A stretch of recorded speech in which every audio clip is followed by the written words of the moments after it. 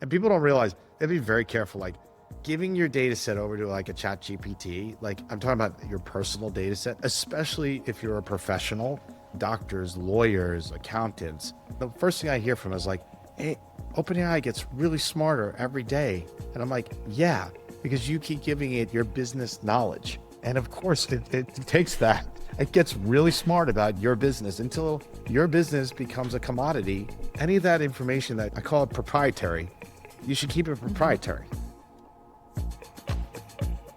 Hey everyone, welcome back to Looking Outside, where we explore fresh takes on familiar topics. And today we're going to talk about AI and where our desire to progress technology and preserve human life might take us. And I'm speaking with someone who is investing and innovating in exactly that area, Robert LoCascio. Hey Rob.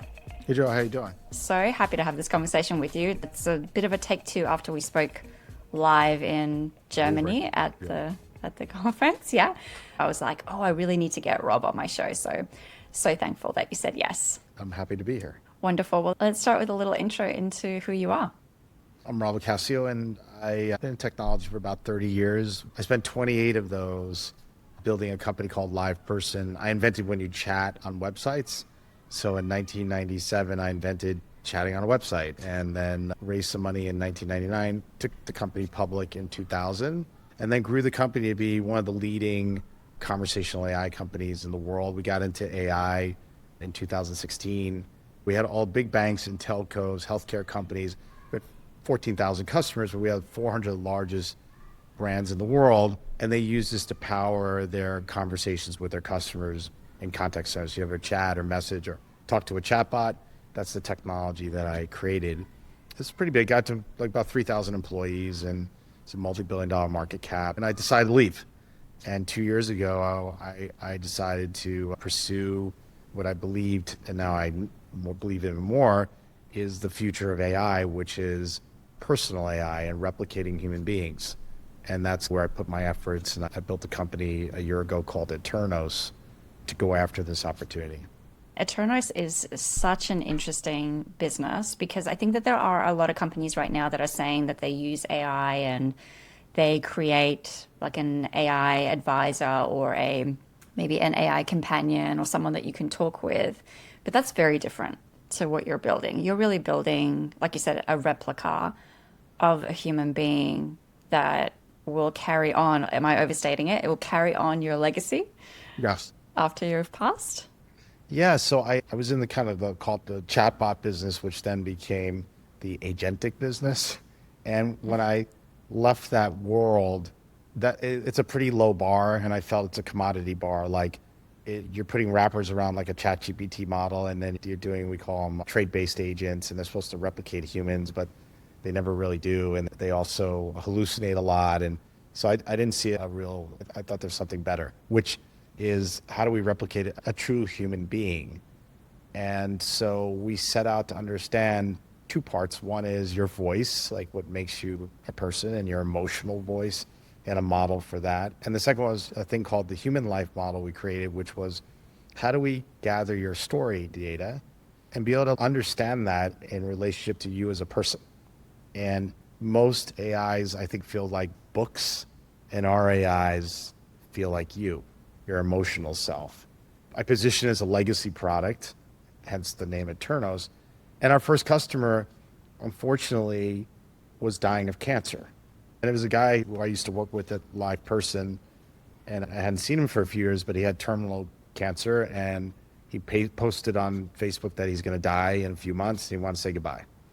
And I reached out to him. His name's Michael Balmer. I said, Michael, I'm building this company, because I hadn't told anyone. And he was like, oh my God, I've been thinking about this, and I would love to make myself an AI before I die. And that's where it started as a business. Which is just such a morbid place to go to in many respects, but so important and so valuable. And I guess what you're trying to solve for there also is how do you do that in a way that is really true to the person? So if a story is told, it's often in the voice of the person telling it, or it has a subjectivity, whereas you're trying to almost reposition that so that it's really in the voice of the person. Yes. And I had, I guess, two goals.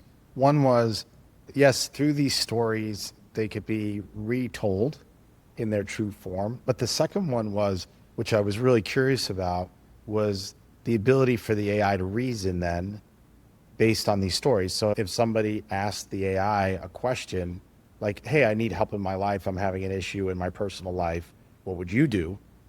Could the AI reason in a way that that person would give advice? And that was to me the high bar. And then obviously, does it sound like the person does emotionally have the tonality when it speaks different ideas, expresses different ideas? And those were the bars of what I felt would be a high, like the highest bar of a human replication.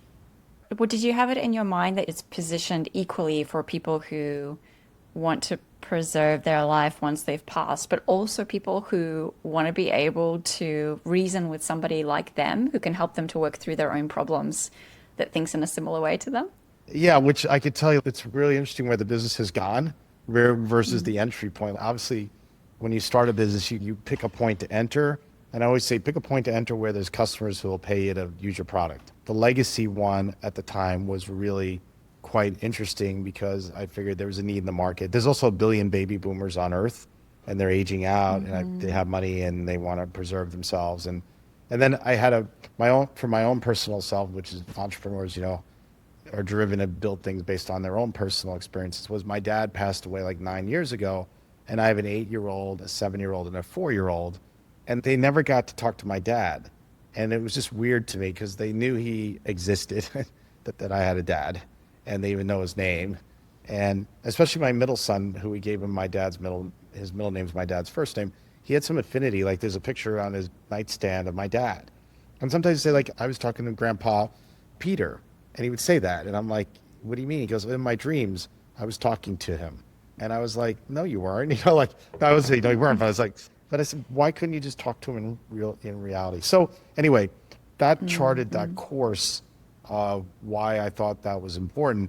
But it's interesting, when we made Michael, it was an extraordinary experience for me, for both of us. And the first part was we recorded his voice, like 100 phrases of him saying different things like, shut the door, I love you. And by capturing the depth and breadth of someone's emotions through talking, we were able to capture his emotional voice. The second one was he recorded about 25 hours of his life stories.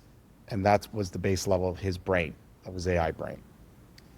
And what we found, which I was interested in, was these unstructured storytelling data sets are very different than the written data sets on the internet or in books.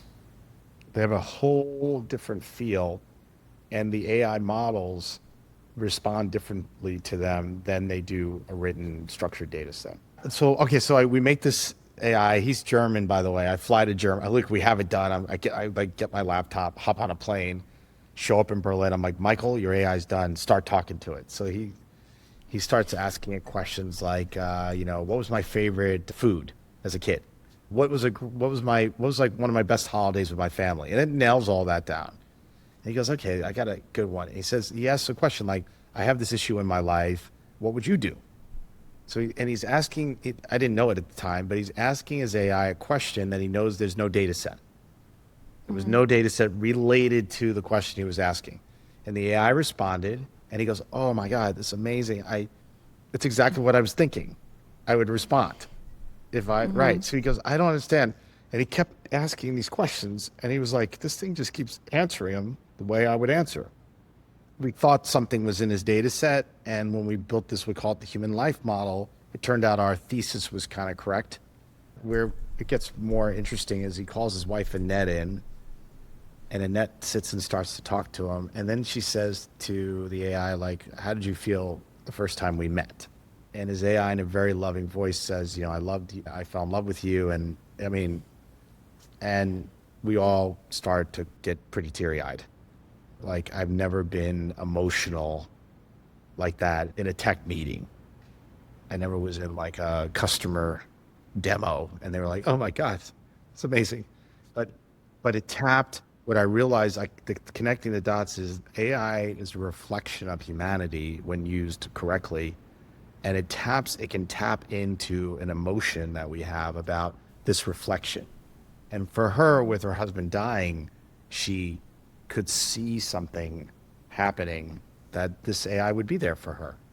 I can see so much a broad application of it also in still in that kind of more personal realm, because you've seen those videos of children who have passed away, young children, where they're rebuilt as a holographic projection so that the parent can stay close to them. And then you have also older people who have dementia who are starting to lose or have lost those memories of their life.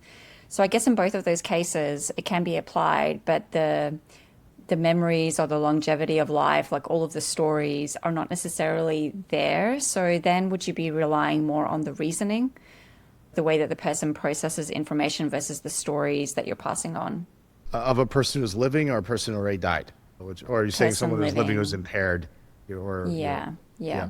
Yeah, I think it's very interesting. We're starting to work with a customer who has ALS and they can't talk and they're far down the path. And but they actually did a lot of recordings. So we're going to rely on this base level data set that they have. I'm hoping in that data set, according to this person, a family member recorded a bunch of life stories. I'm hoping that we have the right story patterns in those life stories, because then that gives us the humanity. There's two buckets of data. There's this human life model, which is really about understanding how a person expresses themselves and how they make decisions. And then there's like data, like there's articles and books and things they've written and things that are on the internet.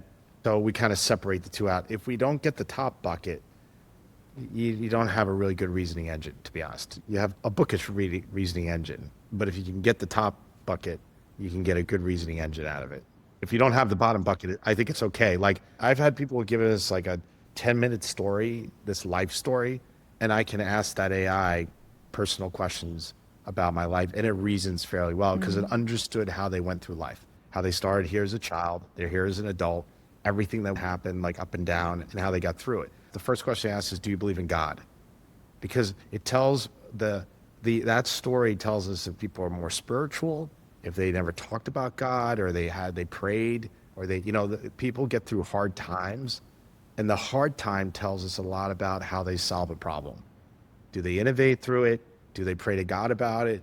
Do they just get into action about it? Do they create connections with other people about it? There's these kind of archetypes that drive us to make action in our lives, and we can detect those through the stories. Because a lot of life is not just context and what's happened to you, but it's how you individually react to things, which sometimes is a little bit unpredictable, right? Like you hear stories about twins growing up in a similar situation where they just have diverged into very different pathways. So I'm guessing that you're feeding a lot of psychology or like cultural anthropology into it as well to, That's right. yeah, So the human life anticipate. model, it's just that. It's like there's four buckets of sort of same thing. There's a Jungian, so Carl Jung wrote a whole thing on these four archetypes that are embedded in stories. And that tells us a lot about how people take action. So if you think of the brain is synaptical connections like neural networks on a chip. And then above that is language models. I'm applying AI follows that. And above that is stories. And in stories, there's a lot embedded in the stories of human life.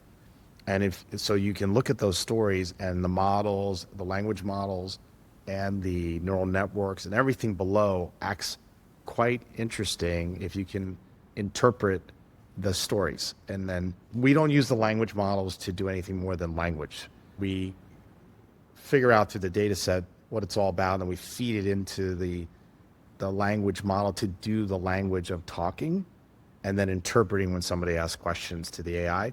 But we're not using it as like a reasoning engine per se. The reasoning engine is really happening with our own human life model and the data sets. We can figure out how you would do something. Then we turn that into language. Well, what about people's vices or the things that they don't feel comfortable sharing? How do you capture the dark side of a person when you're doing this? I mean, it's the thing that makes Eternos AIs is that they're personal AIs. The data set is yours. You control the data set. You control it. So it's really, we call it a vault for you to have your AI. And I actually think I think there's going to be, we're starting to see it, is that there's going to be starting to see a split in AI being general purpose models where you put your data into an open AI, it gives you inference and responses back. They keep your data and they use it for other purposes. And then there's a whole other world, which is I want to control my data. I want to control my person. I want to even maybe monetize myself. That's what's happening now. People are creating AIs and then selling access to it because they're experts. But that part is about you controlling your data. So yeah, the dark side of you may want to put in there. And I know our customers sometimes put in the dark side to get the AI brain, their own brain, which is a different AI. I mean, their own AI brain to give a perspective back. So on like their lives. And yeah, so, and customers will talk to me about this. I had this issue with the family and I put, and this happened to me when I was a kid or this or that, they don't tell me everything, but I'm not a therapist, but they'll tell me stuff to say. And then I talk to my AI and they're like, wow, it gave me back an amazing response because I was willing to give over the data set that I'm not willing to give over to something else. And people don't realize they have to be very careful. Like giving your data set over to like a chat GPT, like I'm talking about your personal data set, especially if you're a professional. We work with we call them prosumers. These are doctors, lawyers, accountants, and they replicate themselves. And the first thing I hear from them is, hey, OpenAI gets really smarter every day. And I'm like, yeah, because you keep giving it your business knowledge. And of course, it takes that. It gets really smart about your business until your business becomes a commodity because I'm going there. Like lawyers, I use ChatGPT to do legal documents sometimes because enough lawyers and legal documents went in there. I'm just saying Yeah. but putting any of that information that I call it proprietary, you should keep it proprietary and keep it in like an Eternos where it's your AI. It's not their AI. That's an important nuance, I think, in this, that it's if we consider human experience and individual human perspective to also be proprietary, and we don't want that to become a commodity, then you're protecting it inside of Eternos. So it's a private system. That's right. Right. Yeah. That's right. Yeah. And if you remember when I did my talk at the German event, I started out with the picture of HAL 2000 and 2001 Space Odyssey, and the talk track like HAL opened the door, and he's like, I'm not doing it. And he's like, why not? He's like, because I heard you want to kill me, and it's really funny, and you're laughing, and it's like, and then I went this next step, which Elon Musk and everyone's like, AI is going to be an existential threat to humanity. Yeah, the concept of creating a super god AI, and that's what we're trying to do. We're trying to create a god of AI. And we take all of our knowledge and experiences and just put it into God. And I don't see it. I just don't see it. Like the way we stop the existential threat of these companies taking our jobs, they're taking our identity. I can go in there today and say, can you create a replication of Robert LoCascio? And I'd like to talk to him about being an entrepreneur. And it will do it, by the way. And it puts like words in my mouth I would never say. But if I'm an average person, because I've got enough public data, people might think, oh my God, it's got all this data of Rob and I'm talking to Rob. It's so weird that they do that. What I'm trying to say is they're stealing our identities. The flip side is we own our own models, we have control of our data sets, and we own the way in which we're going to monetize them. Like you want to talk to Robert LoCascio, come to me in my AI, talk to me, and I'll give you access, maybe for free, maybe I'll charge you. But we can't keep feeding God. And humans don't have the ability to create gods. And that's what this whole thing is about. And that's why it feels weird to us. And that's where we get to the 2001 thing that just knows I got to get rid of you because I don't need you anymore. It has to stop. Like we have to take the path of we take control. We own our data. We own our models. I think each of us will have models. We don't give everyone an individual model per se because you have to train it and it's like expense. But eventually it'll get cheap enough where we literally have our own models. I've got my own version of my OpenAI for me. Data literacy is really low. So in many cases, I think what you're speaking to is that people just don't understand what's done with their data, or they don't know the risks that it poses, or they don't care. Do you find that when you're talking to people about Eternos and what you're doing, that you kind of have to explain the basics to them? Like there's a misunderstanding about not only how AI uses your data or commoditizes your intelligence, but also how your company is different? Yeah, we make it really clear that it's the number one thing, safety and security is in the product. It's like when Mm. you're in the product, you can delete your data, you can manage your data, you can see your data. Like in OpenAI, you don't have a delete button. So I try to explain to Right. people. And then, the number one use of OpenAI is personal advice. So I'm Hmm. only imagining what people are putting on there. And they think, oh, and they have this perspective. It's in this vast giant thing and it gets lost in there or no one's looking at it or whatever they think. It's not true. Like that data is a data set that goes in there and it could go out the other side because somebody figured out a way to ask a question of the AI to get to your personal response. I don't know if you saw it Hmm. recently, but when you share on OpenAI, they have the share button and it shares the total transcript and Google is indexing these shares. So, of course, someone shared a conversation from corporate knowledge. You can imagine what was shared. If you go to Google right now, Right. you can look at all the shares that were done on people's personal, what they consider closed personal sharing. They're URL links that are public, and it's crazy. So, I think what's happening is no one's really bringing it up because there's no alternative. Like we're an alternative, but I'm saying like OpenAI, Claude, and everybody, no one's talking about it because they're all doing the same thing. So they're not trying to compete because they can't make it that you have your own silo. It ruins their business model. Like they need more data to feed the beast, and we don't. We feed the beast because it's your beast, you know. So we get paid to make your data safe, and you get it. So it's only your data. Yeah. And that's an interesting element of it too, that, the major AI models are going to run out of data and it's going to become, it's already becoming like this, synthetic Yeah, cycle of crap. Whereas your model is always going to be unique and new because it's leveraging human data, yes, right? Which, like, we have many, many humans that can keep inputting into it, and each human's stories and experiences are unique. that's right. And we call it zero party data. So the zero party data is the data that doesn't exist yet, as in it's not captured yet, but it's in your head.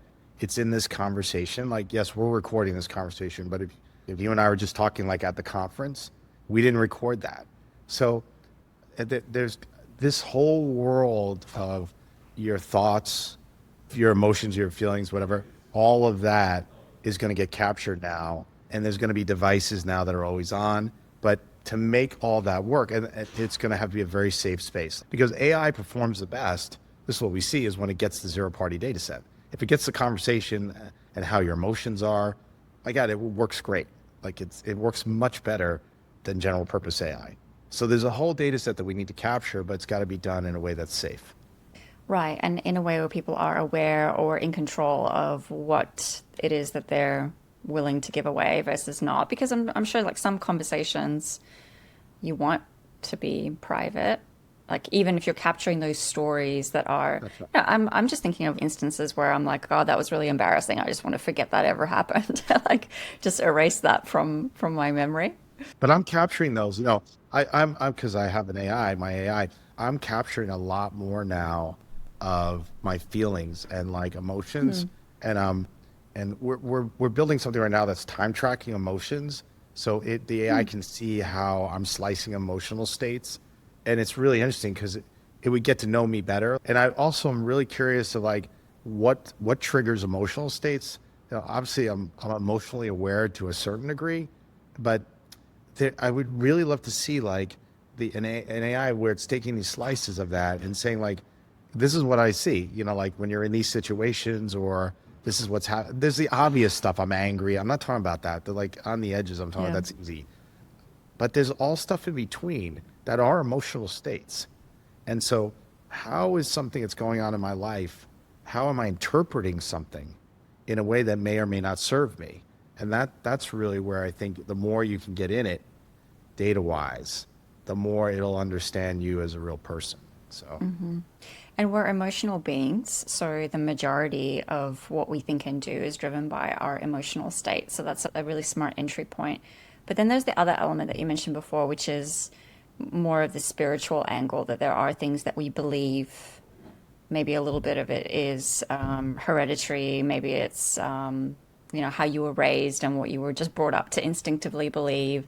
And then other things are a little bit more spiritual, where you have a system that you live by that, like maybe a technology or an AI couldn't predict.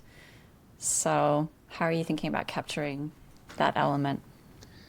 Yeah, I mean, I think there's a spiritual element too, because I think of things in my life that I'm doing that are spiritual, okay, that are involving God and my relationship with a God, okay.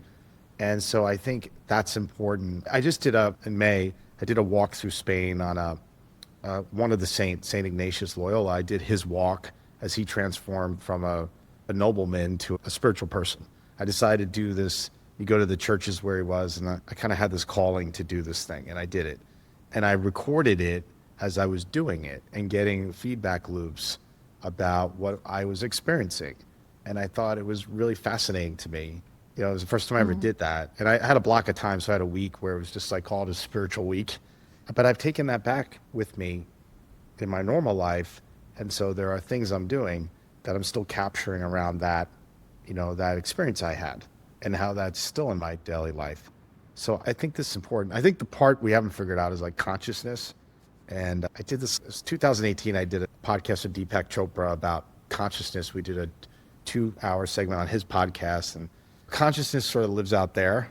It's like our awareness of ourself and our awareness of this world that's around us.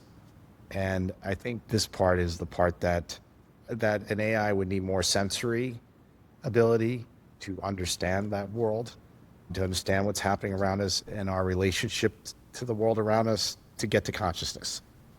So I think that's kind of out of reach right now, sort of. With the device, it may be more in reach, but today it's a little bit out of reach. So I don't mean to be out there, but I'm just saying. But I think emotional states you can capture, spiritual states you can capture. It's the consciousness part that I think is a little far-reaching today. So Yeah, well, and philosophers have been trying to crack that one for centuries. yeah, of course. We might not get there. No, I Maybe the don't think we're technology gonna will get help us to, there. Yeah. yeah, maybe the tech will help us to reflect, right? Because I think a lot of what it's used for right now is as an AI advisor or as an AI therapist, and I know there's some pushback on that, or as a spiritual advisor, it's almost just a consult where you're able to help to rationalize, post-rationalize a lot of your decisions or your thinking process with somebody that better understands you, or a confidant, essentially, right? So the AI can obviously help us to do that, but then there are risks in that as well, right? Where the AI is maybe playing a role that some people would say it shouldn't be playing in our lives. What's your perspective on that? The problem, like, well, I would say that if I go back to the general models like OpenAI, if you notice, they are very reflective based, as in, if I like take the spiritual stuff, if I put that into that engine, and at first it'll seem really unique and novel what it tells me. Like I could say there's a rainbow out, which I did this. Oh my God, that's not a rainbow. That is God talking to you about the beauty of nature. Okay, great. Oh my God, you're right. I'm in that mode. The next thing is like, the sun is beautifully red, and these are oh my God. Or I show up at a church and there's a special. Oh, that's not just you're right. That's not just a cross. That's a special cross that you're seeing. The one, the shining of the light on it. That's got. And then you see up about 4 or 5 of this. It's like it's basically just doing the same stuff over and over again. So it catches you at the beginning of what you need to hear, and then it's not smart enough to be repetitive. So it just repeats it all the way down the line for a long time. So I think we're trying to do something that's a little more. It has to be more real. Like it's not always like that repetitive thing. Because I think what can happen is these things tell you like what you want to hear, and then you could use. It's like that's not what therapy's about. It may make you feel good or reflection. I'm talking about reflective moments from the AI, but they're pretty cheap in the reflection side. That's what I see. Yes. So, Yeah, yeah. Well, I guess the other risk is that people will turn to the AI versus turning to a real person and building those social bonds. So I'm wondering if you're married? yeah. Yeah. If your wife ever like goes to the Rob AI, has a conversation with him instead of you. I haven't given her access to the Robert AI, so yeah, I don't want to. She may like it better than me, so that's the part I'm afraid of. Right. No, I haven't given access to like anyone. It's because it's a lot of personal stuff I put in there, and so it's like I not said I feel violated by it, but we have a new platform coming out in October. We're actually creating that you can create subsets of your data set and share it.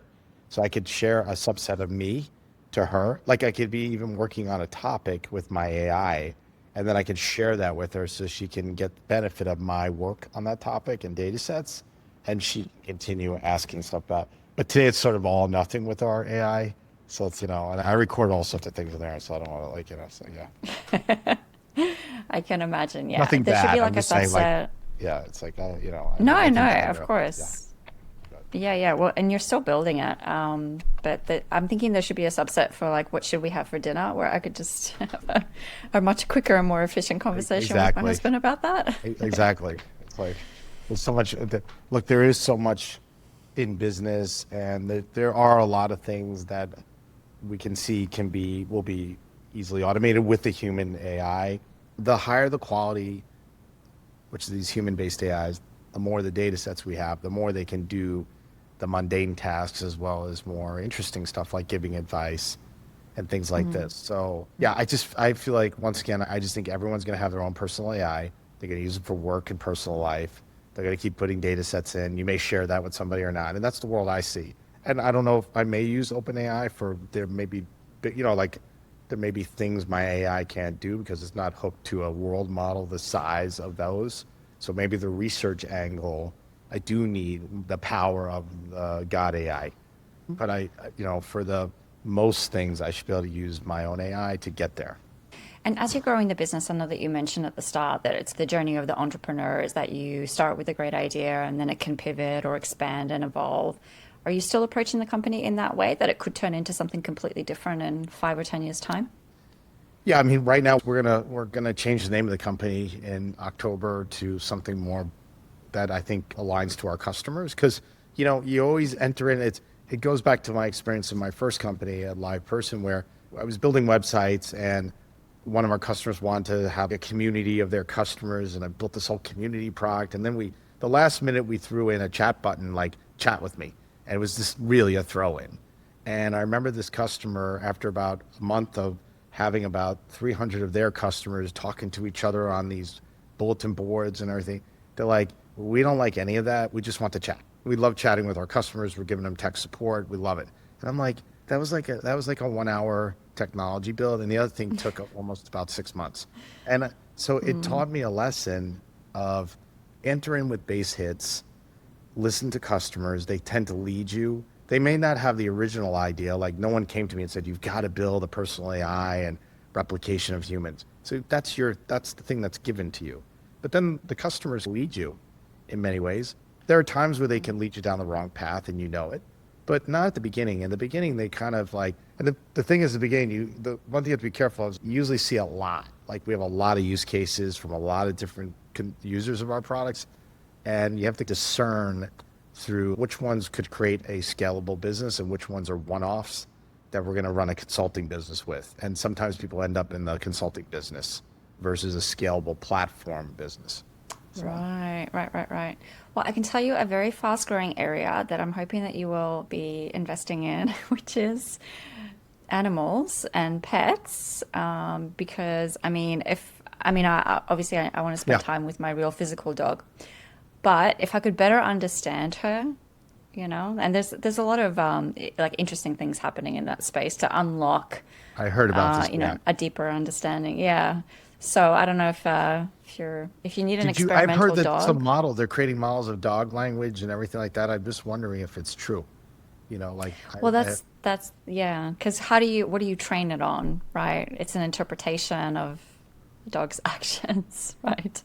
what I find though, I'm not a pet owner per se because I have 3 kids and they're young and they're like pets in themselves. So like I can't add another like a thing like a dog, and I just heard a dog in the back there. So, Yeah, but it's right but on I do cue. find that people that have pets, they don't. I don't think they would care. It would just be the novelty of like this dog's expressing itself and I'm interpreting it in some way that seems like at least I'm interpreting it. So I agree. I'm not Yeah. sure. I think there's a huge market in that market just for the fact that people would just the novelty of my pet's barked and wow, it said I love you. And it's like, oh, I knew it said I love you. And then it barked again. It's oh, Yeah. it's cold. So Yeah. it's It wants interesting. a treat. Yeah. Yeah, exactly. First I'm going to get to Uh, humans and I'll get to dogs and cats and pets. So, yeah. Okay, cool. I'll wait patiently for thank that. you. But I mean, it sounds like you've been doing a lot of really innovative, interesting things in the space of AI and technology. And I know, like, obviously with Live Person, and then also with the side business that you have. But you have this one business, which is one thing that you're involved in, which is totally separate from all of this, which I think is really interesting, which is the Dream Big Foundation. Yeah. You're still involved in that?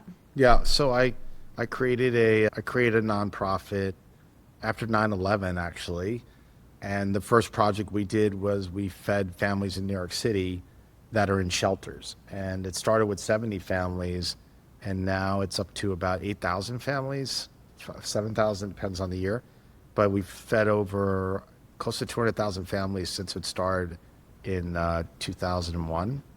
And then I've done other projects out of there. I did a big investment in Brooklyn, New York, for inner city people to be trained on being entrepreneurs, and especially women. So I did a big project on that. And then I did a project with Pope Francis when he was alive. I met him when he was at the beginning of his tenure as a pope and building a thing called the Vatican Art and Technology Council. And so, yeah, I've done some interesting projects. But where it comes down to is I just always felt there's like this cycle of, you know, like I'm doing work and we're building companies and we live in communities. And I think it's important to serve in these communities that we live in. It started even when I started Live Person, I was kind of broke and I lived on a couch. And I have the couch in another office, but and I slept on the couch for 2 years. But I remember I was pretty down in the dumps, and I had started a company before that went under, and I was broke. But I had this therapist I was working with at the time because I was pretty down, and his name's Frank Mordio, and I interviewed him. I have a podcast too called Over the Wall, and I interviewed Frank as my first guest. And Frank said to me, he's like, I know you're living on a couch in an office. You don't even have a shower. It's pretty desperate, but there are people worse off than you. And he said, you know, why don't you go to a shelter, go volunteer in a homeless shelter? And I did it. Like I slept over in a homeless shelter, and you realize like we have it good, and there's always people who are suffering at a different level than we ever could be.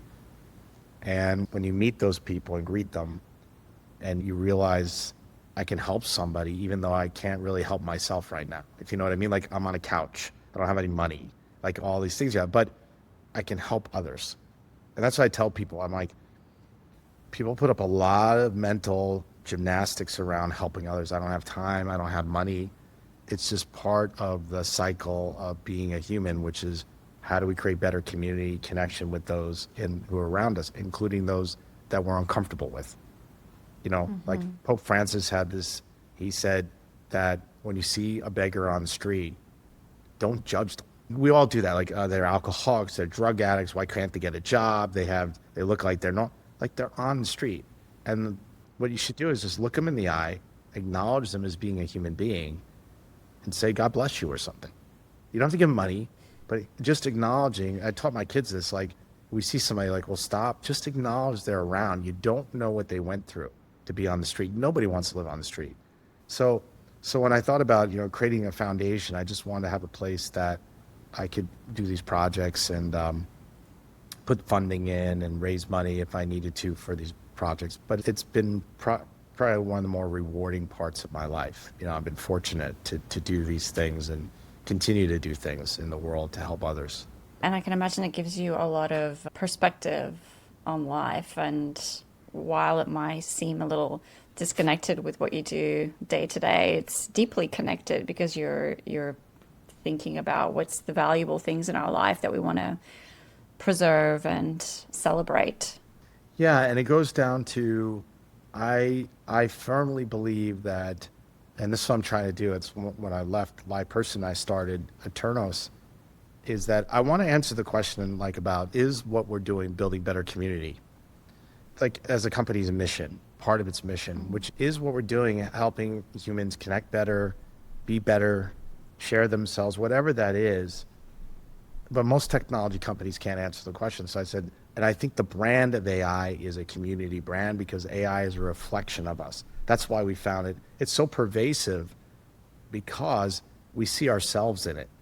And so therefore, the brand of it should be a community brand. The people using the AI should be the most important, not the CEO, not the company.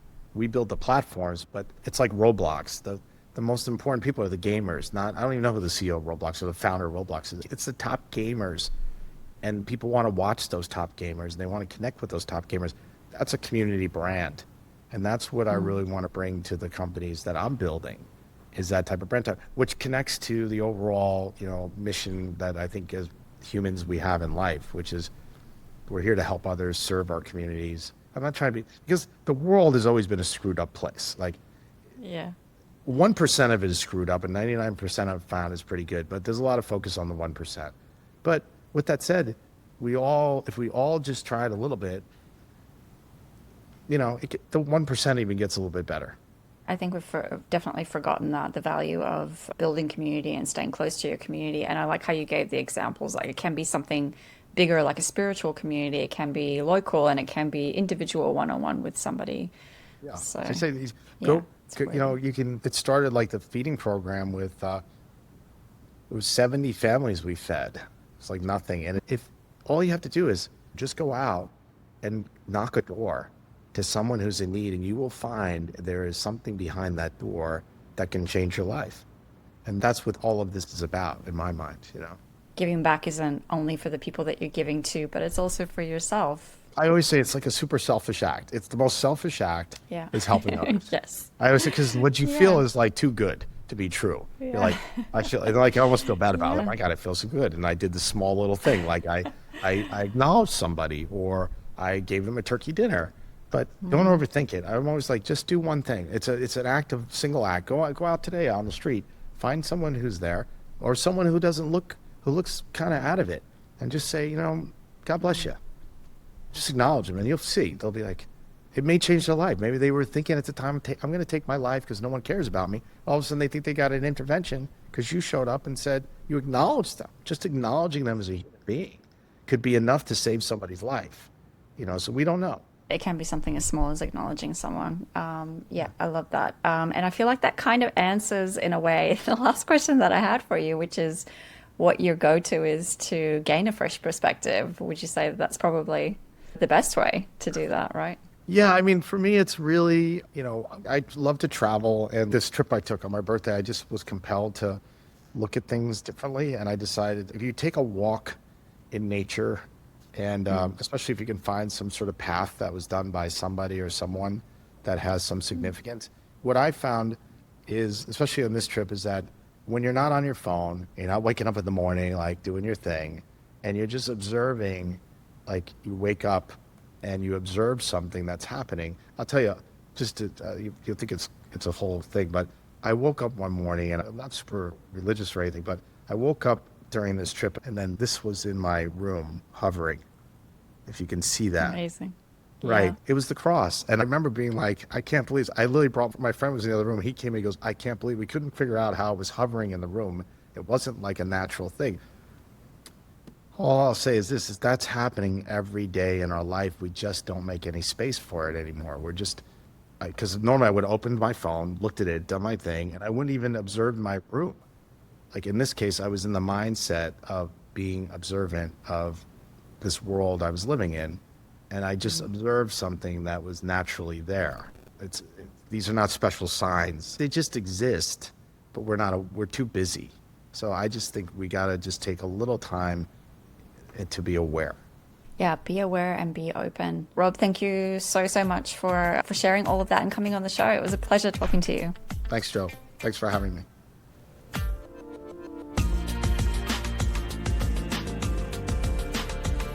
Thanks for listening. If you enjoyed this episode, please rate, review, or share the show, and I will see you next time. Until then, keep looking outside.